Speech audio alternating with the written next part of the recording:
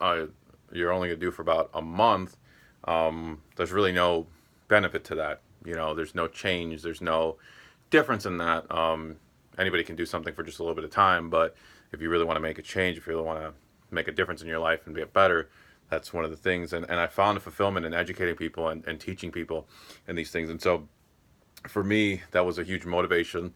And then beyond that, my family, and I'm not just talking about my immediate family, like my mom and my brother, obviously making them proud or whatnot is great, but I'm thinking more beyond that in the future, to have a career that solidifies, who I am and, what I'm about, and be able to, provide for my family as well financially and become more financially stable and things like that. Obviously, with a family comes more economic responsibility than just myself. So having a good, career in which I have job security obviously is huge. It brings the comfort. It takes away the stress of what if I lose my job? Well, at least there's always a market for somebody, in physical therapy. So that's another huge motivator. And then ultimately just passion. It was something I was passionate about. I realized I was passionate about something I love, something I wanted to do, something I wanted to help and educate a bunch of people in as much as I possibly could. Anybody that came around me and whatnot. I currently work in a clinic and as a rehab tech, and I do have the benefit of doing that and working with a lot of people, a lot of patients, and even to a degree of psychologically, like helping them bring hope into to letting them know that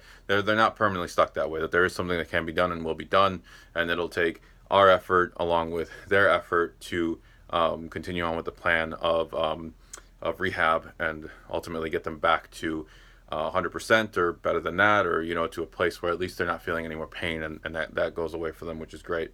um, once I found out the foundation in that sense of like my motives and my the reasons for why I wanted to do it, kind of finding out my why, then I kind of wanted to figure out kind of, well, what qualifies me. And it was more of a confidence builder for myself. And I look back at, well, I have an athletic background, I have an exercise background with, personal training. I was a personal trainer for a short amount of time. And so, those things were huge. They were key. And along with the leadership roles that I've had in a lot of the logistics jobs, I was a manager and whatnot. And so I got to take over and lead people. So I know that I have the ability to lead and be a good leader and lead by example, and show patients that these things can be resolved and can be made better.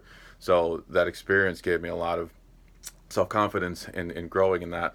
And the only thing that was left really was the next step of education, which I didn't have, was the last part of it, the degree and then the licensure that I need to be able to practice. And so the decision to go to school was the only logical one left. It was the only piece that was left. So getting through school and getting through this program and becoming a PTA, fulfills that goal for me. And then, obviously, along with the, experience that I have in sports and personal training, also adds to the credibility, along with several of the certifications I'd like to get with continuing education and all this, with a lot of, any Gary Gray, functional training that it's really big nowadays and would be applicable to this career as well and helping people. So I want to continue to grow, and ultimately at the end, the goal in mind is to always grow, is to always keep learning, is to, continue to educate myself. I never want to get to a point where I feel like I know too much or I know enough.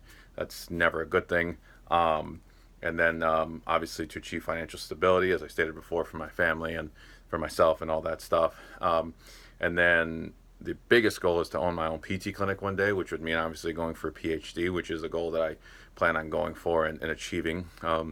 And being able to do my own practice and lead and live the philosophy that I have, and to help people with the skills, but the philosophy that I have as well, and be able to kind of, there's a couple different things that I'd like to try out and kind of bring PT to a, yes, a rehab aspect, but a very strength conditioning aspect, to a psychological aspect to it, that I want to combine, that I believe body and mind connected, give you a greater result. So, all that being said, just a young, passionate guy, and 30. Supposedly that's the new 20 or something. I don't know. I don't feel that old.